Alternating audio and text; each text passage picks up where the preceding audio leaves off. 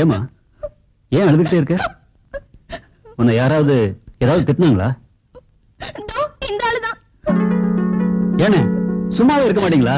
எப்பவும் பிரியாவை திட்டுறதே உங்க வேலையா போச்சே. நீ குடுக்கிற செல்லத்துக்கு நான் திட்டலனா கெட்டு குட்டிச்சவரா போயிடுவாடா. பிரியா, அப்படி நீ என்னமா செஞ்ச? என் கூட ஸ்கூல்ல படிச்ச பசங்களை கோயில பார்த்து பேசினேன். அது தப்புன்னு திட்டுறாரு.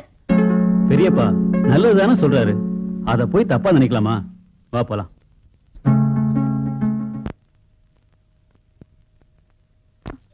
பொண்ணா பிறந்த இவ ஆனா பிறந்திருந்தா சாவ பத்தி நான் கவலைப்பட்டிருக்க மாட்டேன்ப்பா.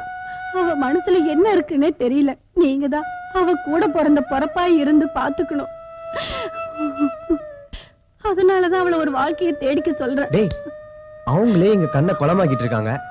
நீ வேற ஏன்டா தேவையில்லாம ஆறா ஓட விடுற? வந்ததான் வந்துட்டோம், ஒரு வாய் சாப்பிட்டு போயிடலாமே. அடிதான் வெங்காயம் எல்லாம் உரிக்கிறேன். ஏண்டா இங்க விருந்துகா வந்திருக்கான், வாயாடா இது? ஒரு பானை சோறே உள்ள போகும் பழக்கு. எது எப்படியோ முதல்ல உங்க அம்மா சொல்ற மாதிரி ஒரு நல்ல வாழ்க்கையை தேடிக்கோ. எனக்கு வாழ்க்கையை தேடிக்கிறது ஒரு பெரிய விஷயமே இல்ல.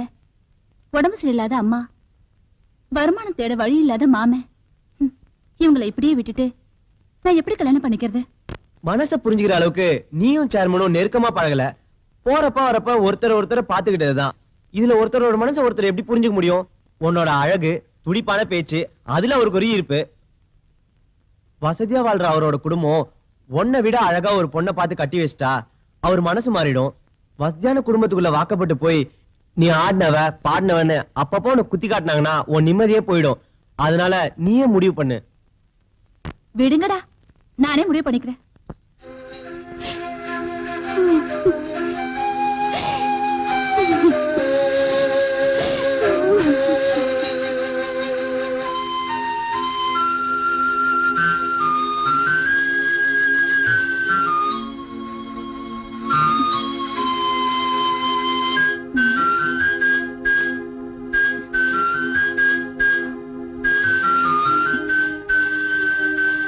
உங்க அண்ணே பிரியாவுக்காகவே கல்யாணம் பண்ணிக்காம வாழ்ற மாதிரி நினைச்சுக்கிட்டு இருக்காரு.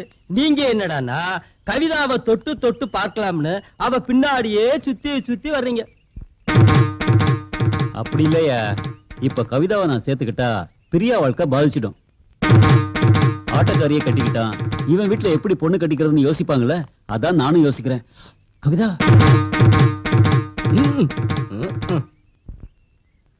என்ன சொன்னீங்க?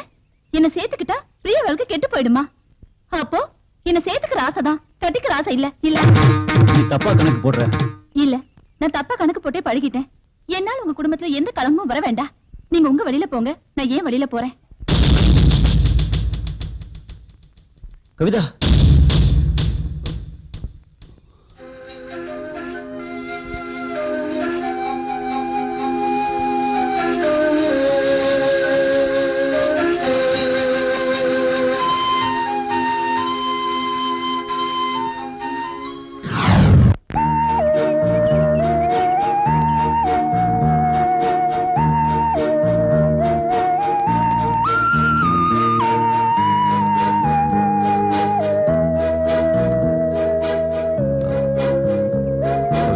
கொஞ்சம் லேட் ஆயிடுச்சு.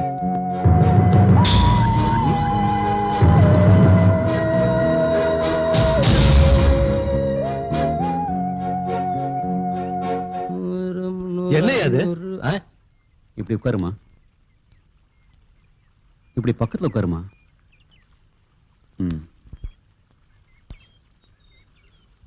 கவிதா, என்ன சேர்மன் ஆக்க வீடு வீடா போய் ஓட்டு கேட்டு ஜெயிக்க வச்சதுக்கு நன்றி கடனா இந்த செயினை வச்சுக்கமா. எந்த பலனும் எதிர்பார்த்து நான் அதை செய்யல, அதுவும் உங்ககிட்ட. என்ன அப்படி சொல்லிட்ட? இது நம்ம நட்புக்கு அடையாளமா இருக்கட்டுமே. உன் செல்வாக்கும் என் பணமும் சேர்ந்தா கோட்டை புடிச்சிடலாமா? உங்களுக்காக வீடு வீடா போய் ஓட்டு கேட்டதே உங்களால இந்த ஊருக்கு ஏதாவது நல்லது நடக்கணும்தான். முதல்ல அதை ஏற்பாடு பண்ணுங்க, எனக்கு அது போதும். இதை வாங்கிக்கமா. உங்களை ஜெயிக்க வைக்க முயற்சி பண்ண எல்லாத்துக்கும் இதை கொடுங்க, அப்புறமா நான் இதை வாங்கிக்கிறேன். கவிதா, எல்லாரும் எனக்காக உழைச்சிருக்கலாம், ஆனா என் மனசுல நீ ஒருத்தி தான் இருக்க.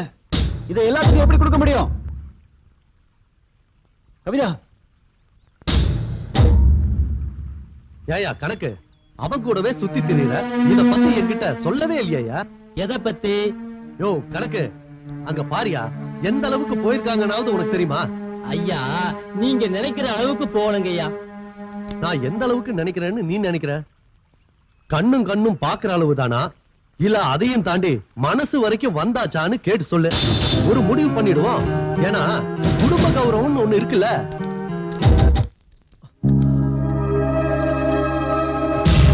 ச்சே. டா, டா, டா, டா, டா. இதுக்கு தானே நான் அன்னைக்கே சொன்னேன் இவனை சேர்மேனா ஆக்காதீங்கன்னு. இப்ப பாத்தீங்களா பொது துண்டு செய்ய ஆரம்பிச்சிட்டாரு. ச்சே. ஏன்டா வெட்டிப்புற கோழி மாதிரி சொல்ற? நாட்டியக்காரியோட ஒட்டி நின்னதை பார்த்தவனா அதனாலதான் நான் துடிக்கிறேன். ஐயோ கர்மம் கர்மம் மானமே போச்சு. சும்மா ஆத்தங்கரையில பேசிக்கிட்டு இருந்தேன். அத போய் ஆ? ஆத்தங்கரையில போய் நின்னு பேசுனதுதான் தப்பா தெரியுது. ஏய் இங்க பாரு, பெரிய அண்ணன் பொண்ணு நம்ம வீட்டுல வளருது. உன் நடவடிக்கையை பார்த்தா எவன் அந்த பொண்ணை கேட்டு வருவான் சொல்லு.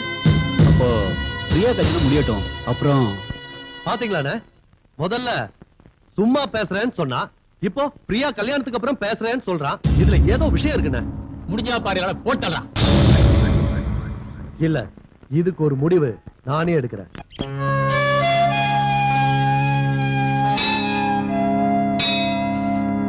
யோ கணக்கு. ஐயா ஆமா அன்னைக்கு ஒரு பையன் இருக்கான்னு சொன்னியே. ஆமா, எப்படியா பையன்? அம்மா அப்பா இல்லாத பையன். உங்க சொல் பேச்ச தட்டவே மாட்டேன். மொத்தத்துல எல்லாமே நீங்க தான். சரி நாளைக்கு பையனை கூட்டிட்டு வா. நான் அவனை நேர்ல பார்க்கணும். தம்பிங்களா எத்தனை பஸ் போயிடுச்சா? இல்ல 3 பசு 2 கண்ணுக்குட்டியும் தான் போச்சு. ரொம்ப ஏத்தம் தாண்டா உங்களுக்கு. ஆள் ஏறுற பஸ்ஸை பத்தி கேட்டா கரகிற பஸ்ஸை பத்தி பேசுறானுங்க. படக்கம்பட்டிக்காரனுக்கு குசும்புங்கிறது சரியா தாண்டா இருக்கு. சரியான பசங்கடா. அண்ணே கோச்சுக்காதீங்கண்ணே, சும்மா விளையாட்டுக்கு தான். இப்படி உட்காருங்கண்ணே, பஸ் வர வரைக்கும் பேசிட்டு இருப்போம். ஏய், பேசி பேசி பொழுது போக்கவா. சரியான பசங்கடா. பஸ் வந்து என் பின்னாடி வரட்டும், நான் நடந்தே போய் சேர்ந்துடுறேன். டேய், பின்னாடி போற நாய போறான். என்னது நாயா? சரியான பொம்பக்கார பசங்களா இருக்கானுங்கடா. போற போக்க பார்த்தா பஸ்ஸுக்கு முன்னாடி போய் சேர்ந்து போல இருக்கு. ஏன்டா இவன் இப்படி உட்காந்துருக்கான்? நாளைக்கு அவனுக்கு பிறந்த நாளாம். நமக்கெல்லாம் பாட்டி கொடுக்குன்னு சொல்லிட்டு அவங்க அப்பாட பணம் கேட்டிருக்கான். உனக்கு போறதே தண்டச்சோறு, இதுல ஊருக்கு வேற போட சொல்றியான்னு திட்டாரு. அதான் இவங்க இப்படி உட்காந்துட்டு இருக்கான். அவ்வளவுதானே, நம்ம வச்சுல வாங்கடா. மச்சான், சிவா ஃப்ரெண்டு பிரியாவை பார்த்தேன். அவங்க வீட்டுல அவளுக்கு கல்யாணம் பண்ணி வைக்க போறாங்களாம். எனக்கு படிக்க தான் ஆசையா இருக்கு. எப்படியாவது இந்த கல்யாணத்தை நிறுத்துங்கடான்னு அழுகுடா. ஐடியா. பிரியாவும் சிவாவும் ஒன்னா திரிகிறாங்க. 2 பேரையும் பத்தியும் நம்ம குடிக்கார முத்து மூலமா கதையை கட்டி விட்டுருவோம். அப்புறம் பாரு தானா மட்டும் கல்யாணம். வாங்கடா போலாம்.